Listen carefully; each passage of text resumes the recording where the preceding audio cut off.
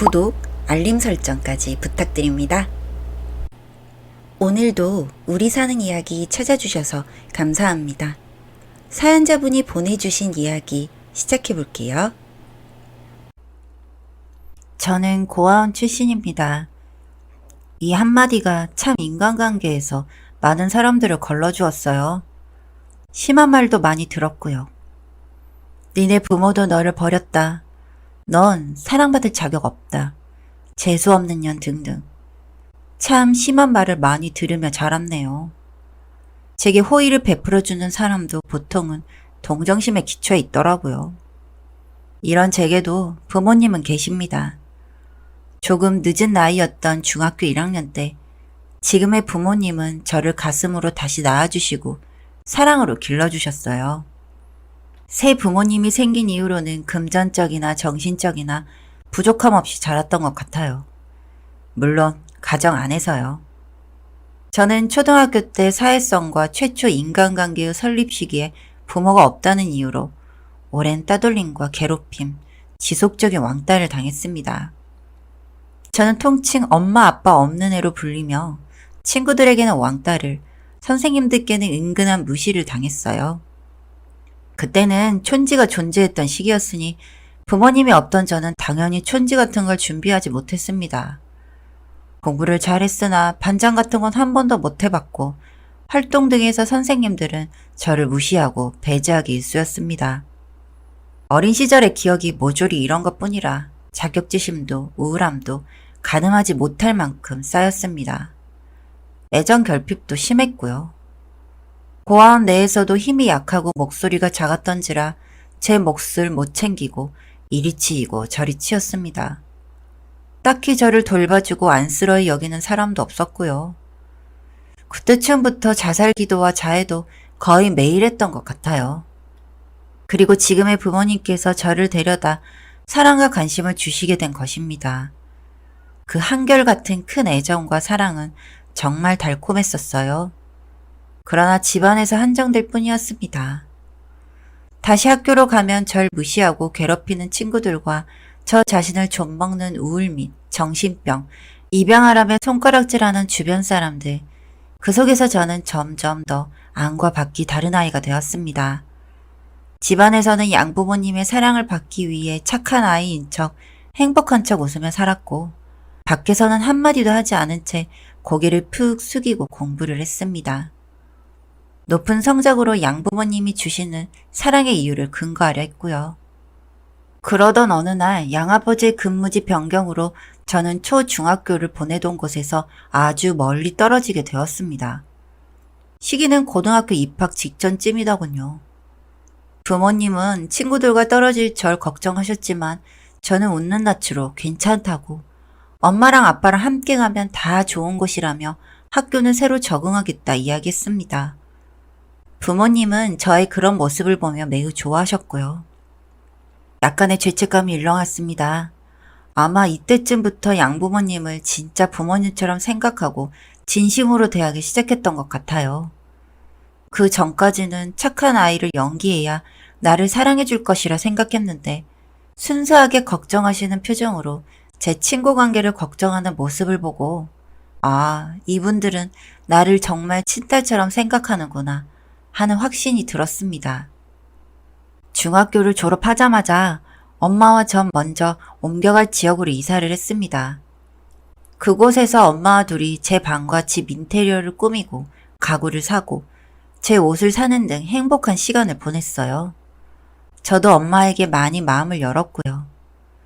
행복한 시간은 빠르게 흘렀습니다. 아버지도 새로운 집으로 들어오시고 근무지도 완전히 변경되셨고 저도 새로운 학교로의 입학을 준비하며 교복을 마쳤습니다. 엄마는 제가 새로운 친구들과 빠르게 친해지기 위해 소외당하지 않기를 바라는 마음에 학교 근처 학원을 끊어주었습니다. 그 학원에서 저는 같은 학교를 진학할 친구 2명을 만났고요. 그렇게 고등학교 입학식이 지나가고 학원에서 친해진 2 친구와는 같은 반이 되었습니다. 2 친구 중 1명은 교실에 중학생 때부터 친하던 친구가 있어 저희 4명은 고등학교 내내 붙어 다녔고요. 이과 중점 학교라 문과 여자반은 하나뿐이라 3년을 내리 한 반에서 비밀 없이 공부하고 수다 떨고 같이 놀러 다니며 지냈습니다. 집에서도 확 밝아진 제 모습에 덩달아 좋아하셨고요. 행복한 시간들은 하염없이 흐르고 저는 어린 시절부터 눈치 보랴 상황에 회피하느라 열심히 공부했던 덕에 꽤 좋은 학교로 진학했습니다. 친구들과 또 부모님과 각각 축하 파티를 하며 한껏 행복에 빠졌고요. 그리고 성인이 되던 날 고등학교로 진학하던 순간부터 여태껏 제 곁에서 절 믿어주고 함께 해준 친구들에게 제 이야기를 했습니다. 사실 나는 입양하라고. 우리 부모님은 날 버렸다고요. 나는 너희를 만나기 전까지 부모도 버린 년, 재수없는 년 소리를 들으며 자라. 자격지심과 애정결핍에 너무 괴로웠고 우울했는데 너희들 덕에 다 괜찮아졌다고. 지금의 부모님 덕에 행복하다고요. 친구들은 제 긴 이야기를 듣고 펑펑 울며 말했습니다. 그 이야기를 왜 이제야 했어? 혼자 얼마나 힘들었어. 너 어딘가 힘들어 보였는데 그게 이런 이유였구나. 이야기해줘서 고마워. 내 친구 해줘서 고마워. 너무 사랑해. 한 명은 끄끄거리느라 말도 못하더라고요. 아무튼 저는 제 소중한 친구들을 끌어안고 펑펑 울었습니다. 그날을 기점으로 다시는 울지 않을 것이라 다짐하면서요. 그러다 한 친구가 제게 물었습니다. 친부모님이 궁금하지 않느냐고요. 궁금은 하지. 원망스럽기도 하고 믿기도 해. 만나게 된다면 정말 미웠다고, 원망한다고, 나를 버린 이유가 뭐냐고 쏘아붙이고 싶어. 나 진짜 힘들었거든. 엄마 목소리도 아빠 얼굴도 전부 기억나는데 찾을 수가 없어. 기억도 안 나는 어린 시절 정말 나를 사랑으로 안아주시던 품이 흐리게 떠올라서 너무 괴로워. 아주 가끔 말이야. 사실 그 품이나 목소리가 사실이 아닐 수도 있어. 그냥 꿈처럼 맴돌아, 계속. 그리고 흐린 뒷말을 붙였습니다. 그래도 나아줘서 고맙다고 이야기하고 싶다는 말을요. 그 말을 들은 친구들은 한바탕 더 눈물바다를 열었네요. 아무튼 대학으로 입학하고 부모님의 사랑과 친구들의 믿음에 보답하고자 휴학 한 번 없이 성실히 임했습니다. 졸업 후에는 아버지의 친구분이 하시는 회사에 면접을 보고 입사했고요. 낙하산 소리를 하는 분들도 계시는데 그런 것이 아니고 정당히 면접과 자소서를 제출했으며 모든 과정은 블라인드로 진행되었습니다. 혜택을 본 것이라면 그 회사의 신입사원 공채를 아버지가 알려주신 것 정도? 그 정도는 취업에 관심이 있으면 모두 알 수 있는 정도였죠. 무튼 입사 후 업무를 배우고 많은 일들에 부딪히며 하루하루를 살았습니다. 회사의 사장님 아들, 즉 저희 아버지 친구분 아들과는 좋은 관계로 발전했고요.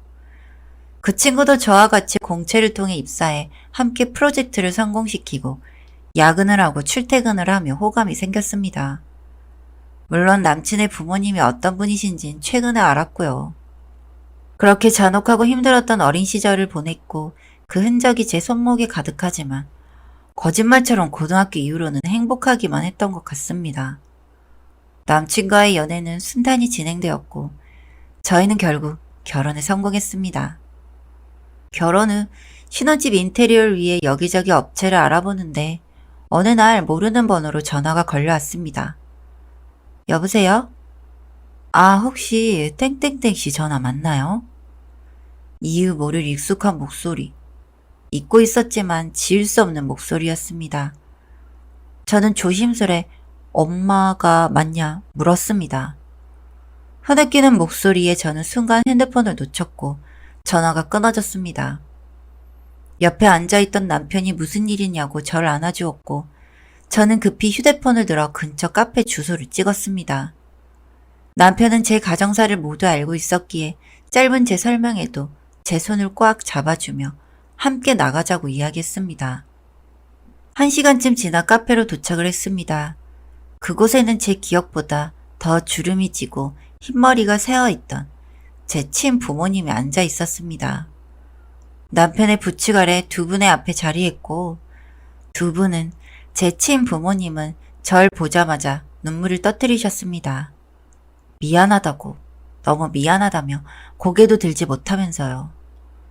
친부모님을 다시 만나면 하고 싶은 말이 정말 많았는데 아무런 말도 나오지 않았어요.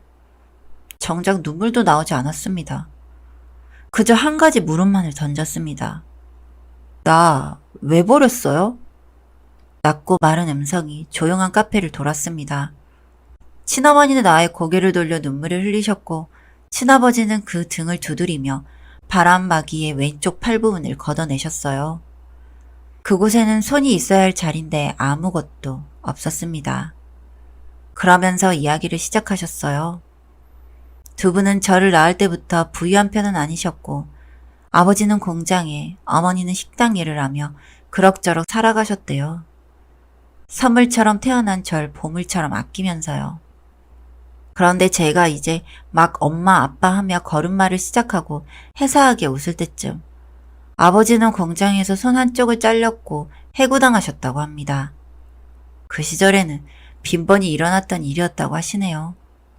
어머니의 외벌이에 의존하기엔 제가 너무 어렸고 모아둔 돈은 없었으며 치료비는 감당하기 힘든 수준이었다고 합니다. 그래서 처음에는 가게가 안정될 때까지 아주 잠시만 맡겨달라며 마지막 방편으로 고아원을 찾았고 아버지의 손이 어느 정도 아물어갈 때쯤 어머니의 암이 발견되었다고 하네요. 참 기구한 운명이다 싶었습니다. 어머니의 항암 치료로 인해 저를 찾아올 날이 하루하루 미뤄지고 결국 완치하신 후 절 찾았을 때 이미 입양된 후라고 하네요. 제가 지옥 같은 시간을 겪을 동안 친부모님도 참 힘든 일이 많았구나 싶었습니다. 저를 되찾을 방법을 구하며 두 분은 죽자사자 돈을 버셨다고 해요. 그러다 찾게 된 것이 인테리어 업체였고 그곳에서 기술을 배워 밤낮 없이 일을 해 번 돈으로 가게를 차렸다고 합니다. 지금은 직원도 꽤 많이 둔 가게로 많이 성공하셨다네요. 그러다 우연히 인테리어 상담 신청을 한 제 이름을 보고 혹시 해서 연락을 하셨다고 했어요. 8번이나 연락했지만 절 찾는 것엔 실패했고 이번이 9번째였다고 합니다. 저를 버린 것이 아니라는 그 말이 참 눈물이 나더라고요.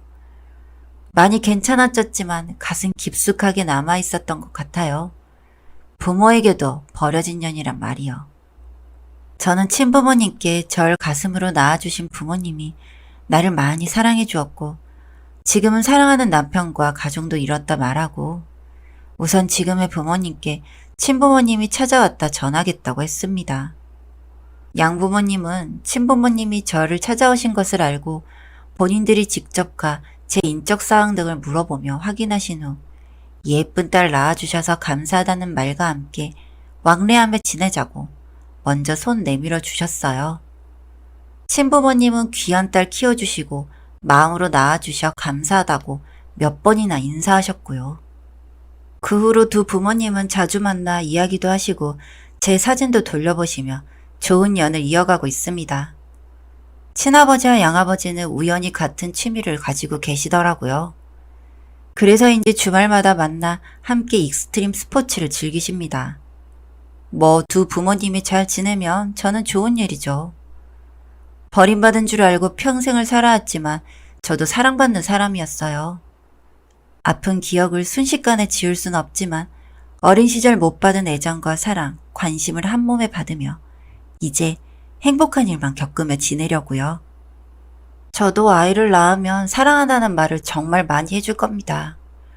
양부모님이 제게 해주셨던 것처럼 저를 되찾은 친부모님이 매일 아침마다 사랑한다는 이야기로 문자를 주시는 것처럼 아주 꾸준히 사랑한다는 말로 아이가 사랑받고 있다는 사실을 알려줄 거예요. 저도 이제는 제가 사랑받고 있다는 사실을 알고 있으니까요. 사연은 여기까지였고요. 우리 사는 이야기 시청해주셔서 감사합니다.